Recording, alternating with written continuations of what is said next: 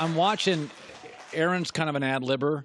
Yeah. And Deshaun last night, terrific ad-libber. Russell's a little bit of an ad-libber. You didn't have that. You had pocket guys. Whenever I see ad-lib quarterbacks, the media loves them. But I always think the receivers and tight ends. Like when Brady goes back, I'm a tight end. I know where I'm going to be. I know where the ball's going to be. When I watch Deshaun, a lot of his stuff, he's just a great playmaker. I saw Russell do it against Cam the other day. Good God. Yeah. As a receiver or a tight end, can they drive you crazy? Honestly, I like them. You do. You'd rather have a guy with a little mobility. I don't, I'd rather take Tom Brady or Drew Brees or whatever, one of those slicer and dicers in the pocket. But I remember I played with this guy back in Kansas City named Tyler Thigpen. Oh, yeah. I don't know if you remember Tyler. I remember. You made play with his legs. Yeah. And nothing against Tyler. But, I mean, he's not an upper echelon, franchise-type quarterback.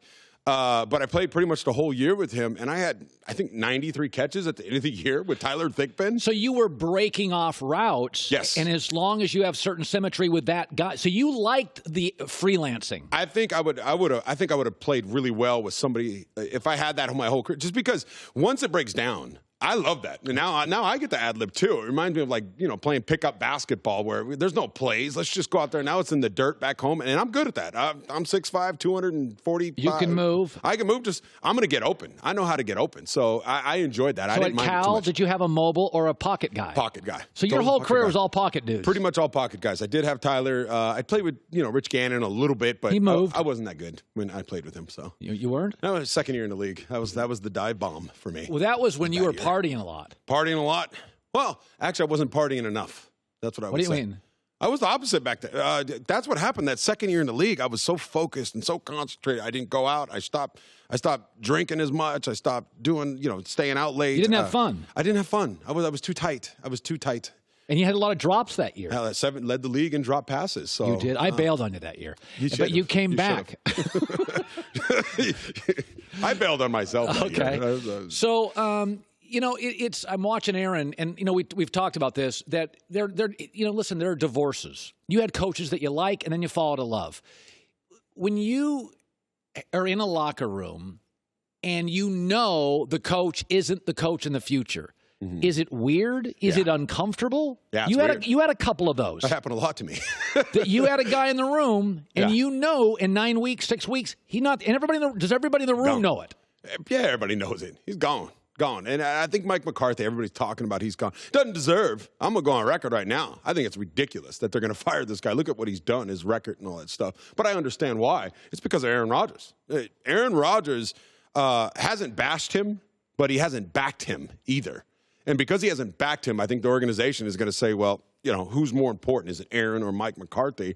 Aaron is not backing him anyway, so they're going to get rid of Coach McCarthy, which I don't agree with. Who was the last time you were in a locker room and you had a coach that was going to be removed?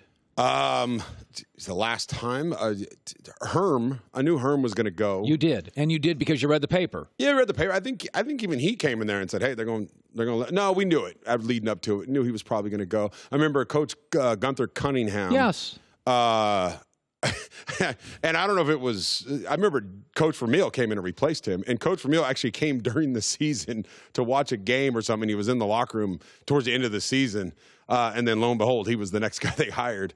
I didn't know at the time that it was going to be Dick. But that was going to take his place. You can generally sense this puppy's over. Oh yeah, it's over, and you hear it in the papers.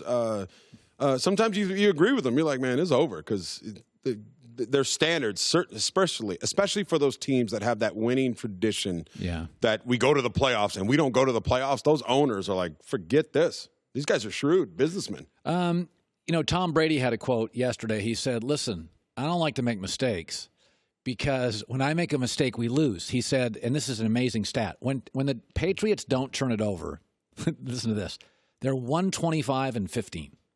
So Brady was saying yesterday, I don't like to turn it over because I know what happens when I don't turn it over. You are a thinking man. You're always going. We talk about this. You think about a lot of stuff I don't think players do. Did you find, and Aaron Rodgers does this a little, holds the ball, seeking perfection, doesn't want the interception. Were you different intellectually as a player later in your career? Were there things you thought about, like, I'm not doing that? I've heard actors like Bill Murray, the great comedic actor. Yeah. Bill Murray said, there's roles now I would have taken at 28. I'm not going to take that goofy role anymore. Yeah. It's like I've grown out of that mistake or that role. Yeah. Was that how it was for you? Yeah, Tom Hanks says the same thing. Does he? Absolutely. I think as a player, as you keep getting older, you realize what's going to bring the team success, what's going to make you more successful, what's going to screw up your success if you do things certain that way, how to get down, at least for me as a tight end. Self-preservation became a little bit more key as I got older. You didn't want to go perhaps over the middle? Well, it's not that I wouldn't go over the middle. It's just when I went over the middle and I caught the ball, it's like instead of me thinking I'm going to go ahead and make a move and turn upfield and go score a touchdown, it's like, all right, I got to look around first. And there's a lot of tape of me catching the ball, and sometimes nobody's even around me, and I'll turn and pause and look and then take off running. I did that a lot. They started making fun of me about that, but I'm like, and we live to fight another day. Like, water boy. Hi, everybody. Thanks for watching. Subscribe here to get the latest from the show. Also, be sure to check out more of the best clips from The Herd or go watch a few segments from other shows on FS1.